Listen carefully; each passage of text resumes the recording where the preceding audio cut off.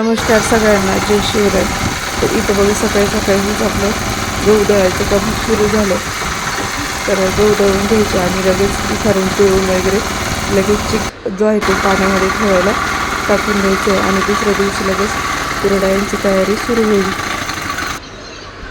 तर काल झालं आता आपलं सेलिब्रेशन पूर्ण. तर काल पूर्ण दिवस त्याच्यातच गेला आणि आज सगळं कालचा पसारा आवरण्यामध्ये पूर्ण दिवस गेला.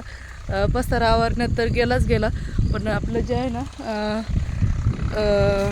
सकाळी सकाळी गहू जे आपण पाण्यात टाकलेले होते, म्हणजे 3 दिवस झाले, काल आज 4था दिवस. सकाळी सकाळी गहू जे आहे ते दळून घेतले, तर सकाळचं पण ते पण काम वाढलं होतं. तर कालचं सगळा पसारा आणि ते काम सगळं आज संध्याकाळपर्यंत कंप्लीट झालं आहे. तर आता उद्या कुरडयांची तयारी करायची आहे. त्याच्यासाठी मी आता लाकडं जे आहे ते गोळा करते. बघा इथे एवढं मोठं लाकूड आहे, तरी हे ओढून येतं आता तिकडं.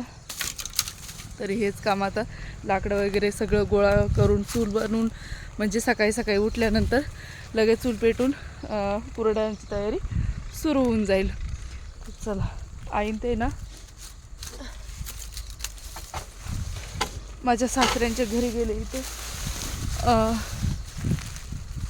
आव्हांची चुलते इथे मळ्यातच राहतं ते. तर त्यांची थोडीशी तब्येत वगैरे बरी नव्हती, त्याच्यामुळे त्यांना भेटायला गेले आईन ते. तर आई मला बोलली, तू हे सगळं काम करून ठेव. हे बघ किती मोठं लाकूड आहे. तर आता याला तोडावं लागणार आहे कुऱ्हाडीने पहिले. भरपूर मोठं असं. तर त्यांच्याबरोबर पंकजा काना पण गेले, तर मी एकटीच घरी आहे. तर हे जे आहे ना आपला ट्रॅक्टर इथं का लावला आहे, तर आपल्याला आता नांगरटी सुरू करायची आहे. तर ब्लोअर जे आहे ते सोडून घेतले, आता नांगर आणायला जातील असते.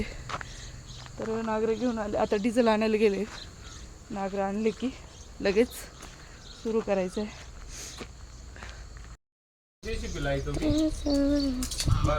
लावलं तर ठीक नाही, तर मग ते बांध साफ करायची तुम्हाला परत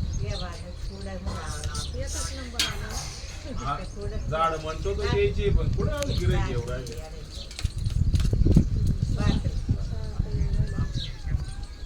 म्हणतो तो, पण ते लाकडावाला यायना ना होत्या यावर व्हायना.